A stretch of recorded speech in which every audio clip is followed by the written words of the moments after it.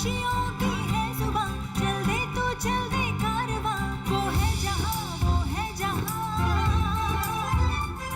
लगती है जैसे आसमां, वो है यही वो रोशनी, तेजस्विनी तेजस्विनी तेजस्विनी तेजस्विनी तेजस्विनी तेजस्विनी तेजस्विनी। नमस्कार, तेजस्विनी में आप सभी का स्वागत है। कहते हैं जिंदगी इम्तिहान लेती है और कई बार ये इम्तिहान बहुत मुश्किल, बहुत कड़ा होता है और बिरले ही होते हैं जो इस इम्तिहान में पास हो जाते हैं या अव्वल आते हैं। हमारी आज की तेजस्विनी भी ऐसी ही हैं जिन्होंने जिंदगी में एक कड़ा इम्तिहान पास किया और आज वो एक सफल उद्यमी हैं। सफर उन्होंने शुरू किया पटरी पर सामान बेचने से लेकर, लेकिन आज वो 4 फैक्ट्रियों की मालकिन है। अभी हाल ही में राष्ट्रपति ने उन्हें नारी शक्ति सम्मान से भी सम्मानित किया है। हमारी आज की तेजस्विनी कृष्णा यादव। यूं तो महिलाओं के संघर्ष की अनेक दास्तां हैं, लेकिन फर्श से अर्श की कृष्णा यादव की कहानी विरली ही है। बुलंदशहर की कृष्णा यादव के परिवार पर कभी ऐसा भी बुरा वक्त आया जब वो दाने दाने को मोहताज हो गया। अपने पति के साथ काम की तलाश में दिल्ली आई कृष्णा ने हार न मानी और सड़क की पटरी से ही महज 2 किलो सब्जी से अचार बनाकर कमाई का जरिया तलाशना शुरू कर दिया। अशिक्षित होने के बावजूद कृष्णा यादव ने कृषि अनुसंधान विभाग में अचार और मुरब्बे में प्रशिक्षण हासिल किया और देखते ही देखते अचार मुरब्बे का अपना कारोबार शुरू कर दिया। महज 1 दशक के भीतर ही कृष्णा यादव एक सफल उद्यमी बन गई और 4 बड़ी फैक्ट्रियों की मालिक भी। आज उनकी इन फैक्ट्रीज में 150 किस्म से भी ज्यादा के अचार और मुरब्बे का उत्पादन हो रहा है, जिसका करोड़ों का टर्नओवर है। कृष्णा यादव को उनकी इस कामयाबी के लिए प्रधानमंत्री नरेंद्र मोदी ने एनजी रंगा पुरस्कार से सम्मानित किया और इस साल राष्ट्रपति द्वारा उन्हें नारी शक्ति पुरस्कार प्रदान किया गया। महिला उद्यमिता की प्रेरणा बन चुकी कृष्णा यादव हैं हमारी आज की तेजस्विनी। तो आइए मुलाकात करते हैं एक सफल उद्यमी कृष्णा यादव से। बहुत बहुत स्वागत है कृष्णा जी आपका। तो आप अचार और मुरब्बों का आज व्यवसाय करती हैं और आप एक सफल व्यवसायी बन चुकी हैं। ये बताइए, अपने अचार मुरब्बे आप खुद भी टेस्ट करती हैं या किसी और के अचार मुरब्बे खाती हैं? सारे टेस्ट करती हूँ जी, टेस्ट करके ही बनाती हूँ। और जैसे कि मेरा नाम तो आपने बता ही दिया, मेरा कृष्णा यादव नाम है। और मैं जैसे कि इसमें गुड़गांव में मेरी कंपनी है। अच्छा। और पहले जैसे कि हमने नजफगढ़ से शुरू कराई है, पटरी पे से। तो इस तरह से हमने शुरू करा, जैसे कि अब हमारे जैसे कि बहुत ज्यादा दिक्कतें थी जी। तो कृष्णा, जैसे आप बता रही हैं कि मतलब आज तो आपकी 4 फैक्ट्रियां हैं, आप अचार और मुरब्बों का सफल काम करती हैं, लेकिन ये सफर इतना आसान नहीं था आपके लिए। तो क्यों आपको मतलब आपने कहा कि आप पटरी पर अपना अचार मुरब्बा बेचा करती थी, क्यों ये दिन देखना पड़ा था आपको जिंदगी में? ये जी, जैसे कि मेरे पति थे, मेरे पति के बचपन में मम्मी पापा खत्म हो गए, तो अब ये अकेले हो गए घर में। ये भी बड़े थे सबसे, मैं भी बड़ी थी। मैं भी एक किसान की बेटी थी, वो भी लीज पे लेके काम करते थे। तो हमने गरीबी तो पहले से देखी, लेकिन हमें ये ना पता था कि आगे भी हमें यही दिन देखने पड़ेंगे। तो मेरे पति एक ड्राइवरी करते थे, छोटी मोटी खेती का काम छोड़ के भी, खेती में तो कुछ ना होता तो मैं ड्राइवरी करूँ। ड्राइवरी करते थे, तो ड्राइवरी में क्या हुआ कि ड्राइवरी करते करते कहने लगे ड्राइवरी तो करता ही हूँ, मैं इसका बिजनेस करूँ। तो इन्होंने जैसे कि ट्रक खरीद लिए, एक ट्रक खरीद के ट्रक से अपना बिजनेस चलाना शुरू करा। तो उसमें क्या हुआ कि उसमें और ज्यादा लॉस हो गया और हमारा सब कुछ बिक गया, घर मकान भी बिक गया, जो घर मकान हमारा वो भी बिक गया। अच्छा। अब मेरे पति जो कहने लगे कि भाई हमारा तो सब कुछ हो गया, और बच्चे बहुत छोटे छोटे थे। तो बच्चे छोटे छोटे थे, मैं कहने लगी मैंने कि भाई तुम मतलब बिल्कुल हिम्मत हार जाओगे तो मैं अकेली क्या करूंगी, बच्चे छोटे छोटे, तो इस तरह से तो काम नहीं चलेगा। मैंने कि इस शहर को छोड़ के, जैसे हम बुलंदशहर के रहने वाले, तो इस शहर को छोड़ के किसी दूसरे शहर में चलो, उसमें हम कोई भी काम करेंगे, मतलब किसी की झाड़ू भी लगाएंगे तो अपने बच्चों को पाल लेंगे। तो ये सोचा हमने। ये फिर आप बुलंदशहर से आप दिल्ली आ गए, तो ये कितने साल पहले की बात है जब आप दिल्ली आए? ये चीज जैसे कि ये सन 2000 में मैंने ये काम शुरू करा था, उससे 1-2 साल पहले आई थी मैं। अच्छा। तो जब मैंने वहाँ से बुलंदशहर छोड़ा तो मेरे पति आने को तैयार नहीं थे, कहने लगे कि मैं यही जो भी कुछ करना है यही करूँगा। मैंने ज़बरदस्ती करके मतलब ये करके मैं तो यहाँ से जाओ आप, और मैंने कि यहाँ कुछ भी नहीं होगा। तो मेरे कहने पे वो आ गए, किसी से मैंने 500 रुपये उधार लेके दिए, वो यहाँ आ गए। तो यहाँ भी जैसे कि 3 महीने तक काम ढूंढते रहे, कोई काम नहीं मिला उन्हें यहाँ भी। तो फिर जब 3 महीने हो गए तो मतलब ढूंढते ढूंढते मेरे पिताजी यहाँ खेती में, मेरे पिताजी भी आगे गांव छोड़ के। अच्छा। तो उन्होंने यहाँ खेत वेत ले रखे थे। तो अब कहने लगे वो कि मैं आपको खेती में ही काम दिला सकता हूँ, अगर खेती में आप कर सकते हो तो कर लो। अब इनको तो कम आता था, इन्होंने खेती वेती नहीं करी थी, लेकिन मुझे खूब तजर्बा था क्योंकि मैंने अपने पिताजी के साथ जैसे बेटा काम करता है उस तरह से काम करा था खेती में। क्यों सब में बड़ी मैं थी घर में, तो मैंने खेत के काम सारे आते थे मुझे। अब हमने सोचा मैंने कि हमें खेत में ही काम दिलवा दो, हम खेत में ही करेंगे। अच्छा। तो एक हमें दिखाया जैसे कि भी ये ज़मीन है, इसमें थोड़े बहुत पेड़ पौधे भी हैं और सब्जी भी लगा सकते हो आप, पेड़ पौधे भी कर सकते हो, इन पे फल वल कोई आएगा तो आप इन्हें भी बेच सकते हो, इन्हें भी रख सकते हो। इस तरह से हमें यहाँ काम मिला तो हमने देख लिया। अब वो काम हम करने लगे, जैसे 1 साल हो गई हमें काम करते करते। हमने सब्जियों भी उगा के देख ली, फल भी उगा के देख लिए, लेकिन फिर वही लॉस आने लगा। अच्छा। क्योंकि सब्जी जब हम खेत में उगा लेंगे, खेत में उगाने के बाद उसे मंडी ले जाएंगे, तो जैसे कभी तो मार्केट जैसे अब टाइम है, अब गर्मियों के टाइम में सब्जी महंगी हो जाती है थोड़ी, नहीं तो सारी चीज़ें सस्ती रहती है। तो कभी कभी हमारे खेत में वो सब्जियों के पैसे भी नहीं उठते थे, खेत में जुतवा दी, कभी कुछ करवा दिया, फूल गई भाई, गोभी लगाई तो फूल गई, इसे खेत में जुतवाओ, तो उससे मतलब हमारे जैसे कि हमने लागत लगाई वो भी नहीं उठती थी। अब उससे जो हमें मतलब ये होने लगा कि भाई ये तो इसका कुछ करना चाहिए, वो मतलब काम करने वाले के थोड़े आइडिया दिमाग में आने लगे भी कुछ तो करना चाहिए। तो अब हमने कुछ के चक्कर में हमें पता लगा कि कृषि विज्ञान केंद्र में ट्रेनिंग मिलती है, तो हमने ट्रेनिंग का पता करा कि भाई सब्जियों से अचार भी बनते हैं, मुरब्बे भी बनते हैं, जैसे हमारी दादी माँ बनामी घर में भाई अचार बना लिए सब्जियों के, जैसे कि खेत में हमारे गाजर हुई, गाजर के अचार इतने अच्छे बनाती थी, वो भी हमें स्वाद थोड़ा याद था कि भाई हमें अचार बनते हैं अच्छे। तो हमने इसकी ट्रेनिंग ले ली पूसा संस्थान से। अच्छा। पूसा संस्थान से ली हमने, कृषि विज्ञान केंद्र से ली, 2-3 जगह से हमने ट्रेनिंग लेके, और जैसे कि अचार बनाना सीखा सबसे पहले हमने। तो 5 किलो अचार मैंने घर में बनाया। 5 किलो अचार बना के मैंने जब दिखाया, सब कुछ चेक कराया, तो कहने लगे भी स्वाद तो बहुत अच्छा है, ये बिल्कुल घर जैसे अचार बन गए। अब जब सबको अच्छा लगा तो फिर मेरी हिम्मत बढ़ गई कि भाई अचार तो मेरा अच्छा बना है। तो अब अचार बन तो गया, लेकिन वो तो हमारा घर में ही ऐसे ही बटने में ख़त्म हो गया। फिर मैंने थोड़ा ज़्यादा सा बनाया, मैंने कि भाई इसे हमें बेचना भी है तो हम थोड़ा ज़्यादा बनाए। तो थोड़ा सा ज़्यादा बनाया, तो अब मैंने बोला भाई इसे बेच के आओ, अपने पति से बोला। मेरे पति कहने लगे मैं इसे खुले अचार कौन लेगा, बेचने के क्या करूं, फिर भी लेके जाता हूं। मार्केट में लेके गए तो जैसे कि दुकानों पे बोलने लगे भाई ये अचार हमारा है तो आप रख के देखो। कहने लगे जी ये अचार तो खुले तो हम नहीं लेंगे, इस तरह से बोलने लगे लोग। तो अब वो फिर घर में बैठ के हिम्मत हार गए कि भाई मेरे तो मतलब मेरे पे तो होगा ना ये काम। मैं कहने लगी क्यों नहीं होगा, हम जो मतलब जब हमें बच्चे पालने तो हमें सब कुछ करना पड़ेगा। तो फिर क्योंकि हमें बच्चों को, तो फिर आपने क्या फैसला लिया कि मैं इन अचार जो भी मैंने बनाए हैं मैं लेके कहीं जाऊं और उन्हें बेचूं? हाँ जी, तो मैंने फैसला ये लिया कि मेरी मजबूरी क्या थी, मैं भी पढ़ी लिखी नहीं थी, मेरे पति भी पढ़े लिखे नहीं थे। मुझे ये था कि मैं अपने बच्चों को खूब पढ़ाऊँ लिखाऊँ, और पढ़ेंगे लिखेंगे तभी कि जब पैसा होगा। तो इस तरह की दिक्कतें थी हमारे सामने। तो मैंने बोला कि भाई ये तो काम हमें करना पड़ेगा, बच्चे पालने हैं और इनको पढ़ाई लिखाई करानी है तो करना तो पड़ेगा कुछ ना कुछ।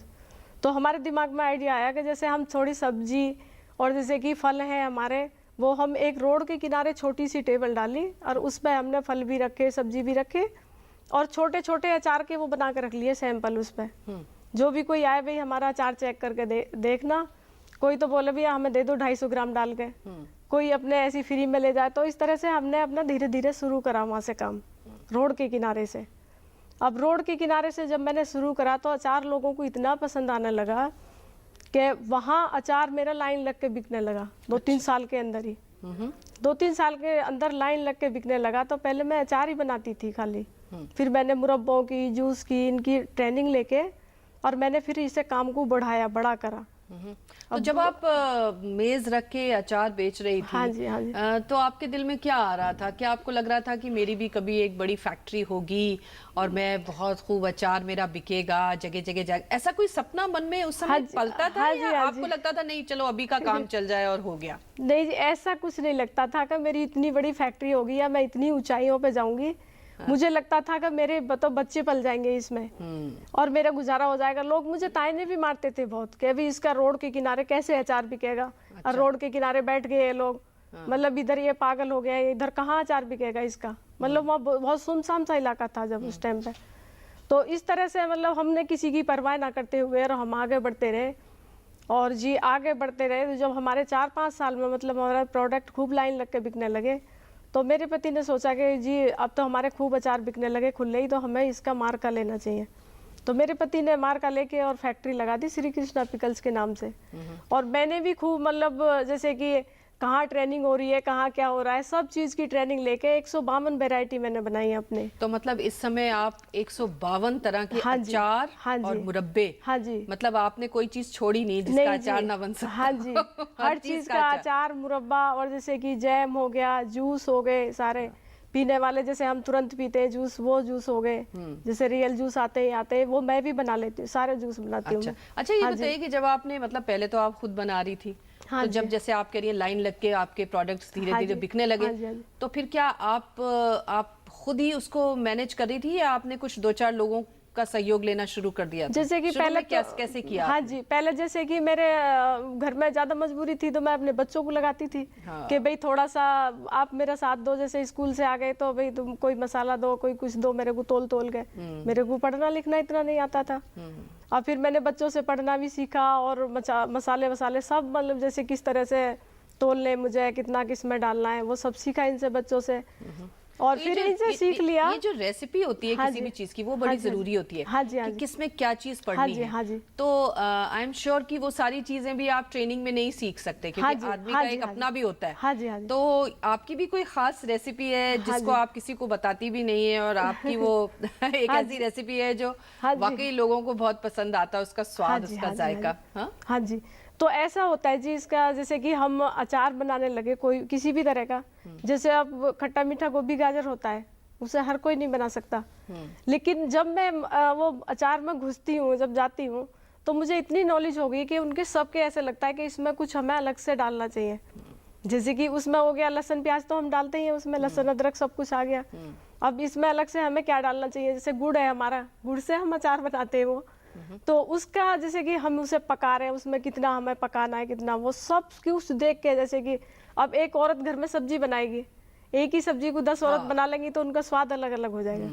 इस तरह का होता है उनमें, जो मतलब हमें ये देखना पड़ता है कि हमें कितना इसे पकाई करनी है, कितना इसका मसाला हमें कितने कितने हिसाब में, मतलब सारे हिसाब उसके देख के अगर बनाएंगे तो स्वाद अच्छा आता है तो उसका। कृष्णा जी ये बताओ कि फिर मतलब जैसे अब बड़े बड़े ब्रांड्स हैं बाजार में, तो बड़े बड़े ब्रांड्स बिकते हैं। हाँ जी, हाँ जी। वो लोग कितना पैसा पानी की तरह अपने एडवर्टीजमेंट्स पे, मार्केटिंग पे हाँ जी, हाँ जी। बहाते हैं। तो आपके साथ में तो ऐसा कुछ नहीं था, लेकिन फिर भी आपने अपने एक ब्रांड को खड़ा करने की कोशिश की। ये बताइए कितना मुश्किल होता है ये काम, बाजार में जो आंधियां चल रही हैं इतने बड़े बड़े ब्रांड्स की, उसके आगे एक छोटा ब्रांड कैसे टिकता है, उसके लिए क्या कुछ मेहनत मशक्कत करनी पड़ती है? उसके लिए जी जैसे कि हमने तो अपना क्या करा, हमने सैंपल रख लिए, भाई थोड़े थोड़े चाक के देखो, खा के देखो, और हम उतना ही, जितनी हमें जरूरत है ना उतना ही हम बना रहे हैं। अच्छा, कि जितनी हमें हमारा बिक सकता है, जैसे हमारी 4 दुकानें अपनी है तो 4 दुकानों पे हमारा कितना बिक सकता है। अब तो मेरे बहुत जगह जाने लगा, कम से कम इनमें BSF की कैंटीन है, इनमें बहुत जगह मतलब जाने लगा, काफ़ी जगह जाता है मेरा। और जैसे कि पहले मेरे को दिक्कत ये थी कि मैं जितना मेरा बिकता था उतना ही बनाती थी। अच्छा। मुझे किसी से मैंने कोई कंपटीशन नहीं, किसी से मेरा कोई ये नहीं कि भाई उनका इतना बिक रहा है, इतना मेरे को तो गुजारे लायक बिक रहा, मेरा ठीक है। पहले तो इस तरह से मैंने शुरू करा, लेकिन अब जो होता है ये होता है कि जैसे कि मेरी क्वालिटी है, सारा डिपेंड क्वालिटी पे होता है। जो एक बार खा लेता है, मेरा 15-15 साल के ग्राहक ऐसे है कि वो कहते हैं जी हम किसी भी अचार को लेते हैं तो हमें कोई पसंद नहीं आता, आपका अचार मुझे बहुत अच्छा लगता है। तो कृष्णा जी का जो अचार है वो बड़ा खास अचार है, और आज ये 4 फैक्ट्रियों की मालकिन है, और पूछेंगे इनसे, बहुत बड़ा टर्नओवर है इनका। एक छोटा सा ब्रेक लेते हैं, तेजस्वी में हाजिर होते हैं। हमारे साथ आज एक सफल उद्यमी कृष्णा यादव मौजूद है। हर गांव पर नजर, हर तकनीक पर पकड़। खबर मौसम की हो या हो हाट बाजार, देखते रहिए किसान समाचार, रोजाना शाम 7 बजे। डीडी किसान, बदलते भारत की शान।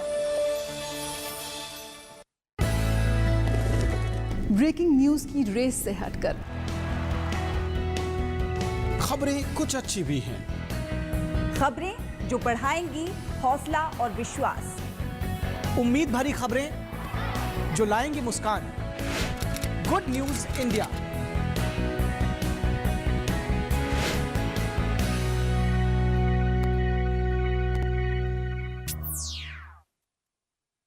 सुर्खियों की भीड़ में अहम खबरें, असल मुद्दे जो डालते हैं आपकी जिंदगी पर असर।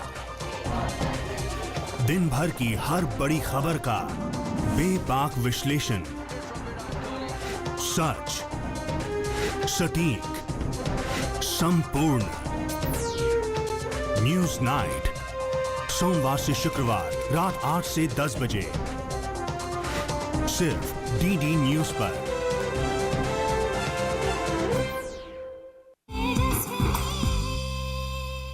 तेजस्विनी में एक बार फिर से आपका स्वागत है। आज हमारे साथ कृष्णा यादव मौजूद हैं, जिन्हें हाल ही में राष्ट्रपति ने नारी शक्ति सम्मान से भी आपको सम्मानित किया है। कृष्णा जी, आज आप एक सफल उद्यमी बन चुकी हैं और आपका जो माल है वो जगह जगह जाता है और आप जैसे बता रहे हैं कि जो एक बार आपके अचार मुरब्बे खा लेता है वो उंगलियां चाटता हुआ रह जाता है। तो आज इस मकाम पे पहुंच के जब आप पीछे मुड़ के देखती हैं तो आपको कैसा लगता है? क्या आपको लगता है कि यहाँ से अभी मुझे और आगे की एक दौड़ लगानी है, या क्या महसूस होता है आपको? दिल में क्या चाहत रखती हैं आप? मुझे जी बस यही महसूस होता है कि मतलब जैसे कि मैंने अपने लिए तो कराई है, लोगों के लिए मैं करना चाहती हूँ। जैसे कि मैं ट्रेनिंग भी देती हूँ, जो मैंने शुरू करा है मैं फ्री में ट्रेनिंग देती हूँ, कोई उसका चार्ज नहीं, कुछ नहीं।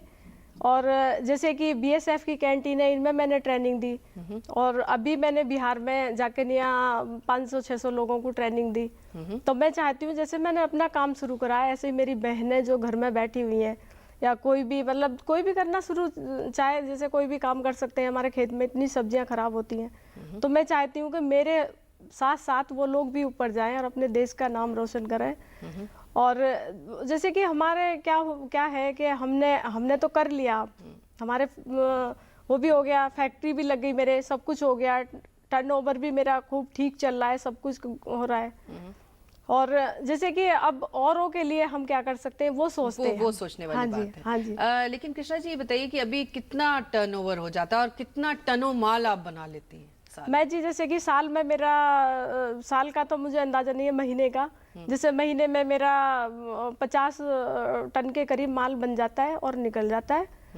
और बहुत अच्छी मतलब इतनी सेल, आप कभी आएंगे तो आप देखना मेरे यहाँ आके, इतनी अच्छी सेल होती है। मेरे लाइन लग के अचार बिकते और मुरब्बे उसमें आ गए, जैम जूली मतलब सारे जूस सब कुछ, हाँ जी सब कुछ उसमें आ गई। और मैं क्या मतलब वो कर सकती हूँ, मतलब इतना वो। लेकिन कृष्णा जी ये बताओ, मुझे बहुत खुशी होती है, जाहिर है खुशी होती है। कृष्णा जी ये बताओ कि आप कह रही हो कि आप बिल्कुल पढ़ी लिखी नहीं हो। हाँ जी, हाँ जी। तो बिना पढ़े लिखे होकर इस तरह का काम कर लेना, अपने उत्पाद को बना लेना, बेच लेना, बड़ी मेहनत का काम है। तो ये पढ़ने लिखने क्यों, मतलब पढ़ाई लिखाई से महरूम रही आप? क्यों हुआ ऐसा? मतलब क्या घर वालों ने आपको पढ़ाया नहीं, या क्या उस समय के माहौल थे कि आप नहीं इस तरफ कर पाई कुछ? मुझे पढ़ने का मतलब जैसे कि मैं पढ़ने का तो मुझे बहुत शौक था, लेकिन कभी मैंने अपने पिताजी से बोला नहीं। मेरे पिताजी बहुत गरीब भी थे, तो इस वजह से मैंने बोला नहीं उनसे कभी। और ना मुझे कभी है, जैसे स्कूल के सामने से निकल गई तो मैं देख के सोचती थी कि मैं भी पढ़ी लिखी होती, पढ़े लिखो, जैसे कपड़े पहनने। माँ अपनी मम्मी से बोलती थी, मम्मी मेरे को ऐसे कपड़े सिलवाना, ऐसी मेरी चोटी बनाना, जैसे ये जाते हैं पढ़े लिखे लोग। तो इस तरह के शौक थे, लेकिन कभी पढ़ने का मौका मुझे मिला ही नहीं, क्योंकि मेरे पिताजी गरीब थे और गांव में स्कूल भी 5वीं तक था, तो 5वीं तक भी कभी स्कूल एक दिन भी नहीं देखा हमने जाके। तो आपको कभी जब आप काम कर रही थी, कभी आपको लगा नहीं कि मेरे साथ ये एक बहुत बड़ा हैंडीकैप है, मैं पढ़ी लिखी नहीं हूँ, नहीं तो मैं और ज्यादा कुछ कर सकती थी? ऑल्दो यहाँ पर ये कहना बहुत सही होगा कि आप किसी पढ़े लिखे से कम नहीं है, मतलब आपने जो कर दिखाया है वो पढ़े लिखे भी नहीं करके दिखा पाते, हाँ जी, लेकिन तो- पढ़ाई हाँ लिखाई जी। की अपनी एक जगह तो होती ही है। हाँ जी। तो उस वक्त कभी दिक्कत नहीं आई कि भाई अगर मैं पढ़ी लिखी नहीं, होती तो ये मुझे- चीज ज्यादा आराम से हाँ मैं जी, समझ हाँ जी, हाँ सकती जी। थी, कर सकती तो थी? मुझे इन चीज़ों की बहुत दिक्कत आती है। और वो मैं जैसे कि मेरी बेटी, अब मैंने बीएससी कराई है बेटी को। हाँ। मेरी छोटी बेटी है, 2 बेटे, ग्रेजुएशन करा रखी है, बच्चों को पढ़ाया और बच्चों से फिर मैंने सीखा। और वो जो मुझे दिक्कतें आती हैं, अब भी मैं बच्चों से सीखती हूँ कि जो जिस चीज़ में मुझे दिक्कत आ रही है उस चीज़ का मैं हिसाब किताब लगाना, जैसे हिसाब किताब का मैं मतलब पूरा तो नहीं आता इतनी अच्छी तरह से, लेकिन मैं सीख गई इतना कि अपना फैक्ट्री चला सकती हूँ, इतना मैंने सीख रखा बेटों से और अपने बच्चों से। तो इतना तो मैंने कर लिया। मुझे इन चीज़ों की बहुत दिक्कतें आई, लेकिन दिक्कतें मैं सोचती हूँ कि दिक्कतें क्या, जब आदमी के अंदर हौसला है तो वो कर सकता है। तो मैंने वो करके दिखाया, मैंने पढ़ाई भी करके दिखाई। मतलब सब कुछ, अखबार किताब विताब सब पढ़ लेती हूँ मैं, ये नहीं कि मुझे कुछ नहीं आता, इतना मैं पढ़ लेती हूँ बच्चों से सीख के। हाँ। तो इतना मैंने मतलब इसमें भी करके अपने आप दिखाया। से कर हाँ दिया। जी, हाँ जी, अपने आप से हाँ कर जी। और जैसे कि मेरे प्रोडक्ट है, मैंने प्रोडक्ट मतलब 152 प्रोडक्ट बनाने कोई आसान बात नहीं होती। बिल्कुल। और सब में अलग अलग टेस्ट पाएगा, अलग अलग स्वाद पाएंगे सबके। तो इस तरह से लोग मुझे मेरे अचारों को बहुत पसंद करते हैं और जहाँ भी जाते हैं वहाँ लाइन लग के बिकते हैं, इसीलिए क्योंकि प्रोडक्टों के टेस्ट ऐसे वजह से घर में बनाते हैं हम। बिल्कुल घर वैसे ही। जैसे स्वाद, घर में अपने मसाले लाने साबुत, घर में तैयार करने, वहीं अपने घर जैसे स्वाद बिल्कुल। तो इसलिए मतलब ये इतनी उसमें यार आप लोगों का मतलब सब पूरी जनता की मेरे साथ दुआ। बिल्कुल और बिल्कुल जी, दुआएं हैं, इसीलिए हाँ जी, आपको हाँ जी। राष्ट्रपति जी ने अभी हाँ अवार्ड जी, भी हाँ दिया। जी, हाँ जी। तो जब ये अवार्ड आपको मिला और इसकी खबर आई हाँ जी, हाँ आपको, जी, हाँ जी। तो क्या लग रहा था? क्या लग रहा था कि जहाँ जिस काम के लिए मैं निकली थी हाँ जी, हाँ जी। आज मैंने वो कर लिया, ऐसा कुछ हाँ जी। फीलिंग मन में आ रही थी? हाँ जी, मुझे तो बहुत ज़्यादा खुशी हुई और मुझे मैं लगा कि देखो आज मैं एक नारी होकर इतना सम्मान पाया मैंने। अगर मेरे जैसी और भी करेंगी तो और भी ये सम्मान पाएंगी, तो मुझे मतलब मेरा देश आगे बढ़ेगा और बहुत खुशी होगी मुझे जो मेरे जैसी और आगे बढ़ेंगी। तो प्रधानमंत्री जी हाँ से भी जी। आपको पुरस्कार मिल हाँ चुका जी, है? प्रधानमंत्री जी से भी मिला और इनसे बहुत खुशी, मेरा पूरा परिवार मतलब बहुत ज़्यादा खुश है। और मतलब अब खुशी की मतलब हम वो जाहिर नहीं कर सकते कि कितनी हमें खुशी है, बिल्कुल। इतनी खुशी अच्छा, है तो जी। आपके बच्चे अब आपको कैसे देखते हैं? अपनी माँ को एक सुपर मॉम की तरह देखते हैं? हाँ जी, मेरे से Super pickle हाँ mom। जी, हाँ जी। क्या कहते सोचते हैं हैं वो भी कि हमारी मम्मी ने इतना करके दिखाया तो हम भी कुछ करके दिखाएं। जैसे मेरा ये बेटे बैठा हुआ है, इस बेटे ने बीएसएफ में सब इंस्पेक्टर चला गया, तो कुछ दिक्कतें आ गई उसकी वजह से ये छोड़ के आ गया। हाँ, तो मतलब आप एक सुपर मॉम की तरह। अच्छा, ये है कि जब आप कोई काम कर रहे होते हैं और खासतौर से अपना काम कर रहे होते हैं, तो महिलाओं के साथ एक दिक्कत ये आती है कि घर में और बच्चों के साथ और काम के बीच में संतुलन बैठाना बड़ा एक मुश्किल काम होता है। तो कैसे आप मैनेज कर रही थी घर को भी और अपने व्यवसाय को भी? उस समय किस तरह से आपने वो तो बैलेंस उस तरह जैसे कि मैंने जी ये छोटा काम करा पहले, जैसे कि हमने 5 किलो से शुरू करा अचार बनाना। तो जैसे कि मेरे बच्चे, स्कूल का टाइम अलग हो गया बच्चों का, सुबह 7 बजे बच्चे तैयार करे, स्कूल भेज दिए। स्कूल के बाद जैसे खेत में थोड़े 2 घंटे काम कराया, टाइम बांध लिया मैंने अलग अलग उसका। और जैसे कि फिर मेरे को 2 घंटे भी अचार में भी काम करना है। और जैसे कि मेरे 4 बज गए तो मैंने गाय को भी चारा डालना, मैंने गाय भी पाल रखी थी। अच्छा, तो मेरे को उनको भी चारा डालना है। अब भाई 6 बज गए तो इनका दूध भी निकालना है, इनको भी मतलब सबका अलग अलग टाइम बांध के मैंने सारे काम अपने हाथ से करके और तब आगे बढ़ी मैं। तो कभी घर की तरफ से, या जैसे आप कह रही हैं आपके हस्बैंड ने तो काफी सहयोग किया आपके साथ, हाँ जी। लेकिन कभी कुछ ऐसी बात भी सुनने को मिलती थी कि मतलब होता है ना एक कि आप काम में ज्यादा ध्यान लगा रहे हैं, आप घर की तरफ ध्यान नहीं लगा रहे, या इस तरह से कई बार कुछ मनमुटाव भी हो जाते हैं, कुछ खींचातानी भी घर पे हो जाती है, या रिश्तेदारों की तरफ से भी कई बार कुछ बातें सुनने को मिल जाती हैं। तो ऐसा भी कुछ एक्सपीरियंस हुआ था जब ये सारा काम आप कर रही थी? तो ऐसा मैडम जैसे जी होता था, मुझे जो देखते थे, काम करते हुए देखते थे, अड़ोसी पड़ोसी या कोई भी मेरे रिश्तेदार आ गया तो उनको गर्व होता था, उनको वो दुख नहीं होता था। वो कहती थी मुड़ा से बांध के, इसको खाने की भी पता नहीं रहती किस टाइम खाना खाना है, और ये काम में लगी रहती है, बहुत मेहनती है। मतलब मेरे पति को भी गर्व होता था कि ऐसी पत्नी है मेरी, सब तारीफ करते हैं कि भाई मुड़ा सा बांध के पति के साथ खेत में लगी हुई है। या किसी भी काम में जिसमें मैं लग गई, मेरे को खाने का भी ये टाइम नहीं। और जो मेरे साथ काम करती हैं वो सारी दीदी, आपसे तो कोई जीत नहीं सकता। मतलब आप बहुत हार्ड टास्क वाली हैं। हाँ जी, हाँ जी। बिल्कुल डिसिप्लिन वाली आप काम करने वाली हैं। अच्छा, ये बताइए कि अब जैसे कि आप बता रही हैं कि 4 फैक्ट्रियां आपने इन सब अचार मुरब्बों की और जूस और तमाम चीजें जो आप बनाती हैं, हाँ जी, अब आप मतलब व्यवसाय में की दृष्टि से अगर हम बात करें आपसे, तो अभी कहाँ, मतलब क्या आपका इरादा है कि और ज्यादा फैक्ट्रियां लगानी है और ज्यादा काम बढ़ाना है? क्या चाहती हैं आप? अब जी जैसे कि मेरी ये फैक्ट्री जो ना अभी मेरे को छोटी पड़ रही है, कम पड़ रही है। हाँ। मैं चाहती हूँ इसमें मेरे 1000 आदमी काम करें कम से कम, और ये एक बड़ा इंडस्ट्री के रूप में मैं लगाना चाहती हूँ। इसलिए मैंने ज़मीन का भी कहीं देख रही हूँ कि ज़मीन मिल जाएगी। मतलब मेरे बाद मैं ऐसा चाहती हूँ कि 10-5 औरतें ऐसी ट्रेंड करूँ कि जो वो इतनी ऊंचाई तक ले जाए कि मेरे मरने के बाद भी मेरा नाम चलता रहे। क्या बात ये मेरी वो है इच्छा। तो हमें उम्मीद है कि आपकी जो ये इच्छा है और जो ये आपकी सत्कामनाएं हैं ये जरूर पूरी होंगी। हमारी बहुत बहुत शुभकामनाएं हैं और बहुत बहुत बधाई है आपको अवार्ड मिलने के लिए। बहुत बहुत धन्यवाद कृष्णा जी, आप हमारे पास आई। धन्यवाद जी, आपका भी बहुत बहुत धन्यवाद। बहुत बहुत शुक्रिया कृष्णा जी। तो ये थी कृष्णा यादव, एक सफल व्यवसायी, एक सफल उद्यमी जिसने हिम्मत नहीं हारी और आगे बढ़ती चली गई। अगले हफ्ते एक ऐसी ही और तेजस्विनी से आपकी मुलाकात कराएंगे। तब तक के लिए इजाजत दीजिए, नमस्कार।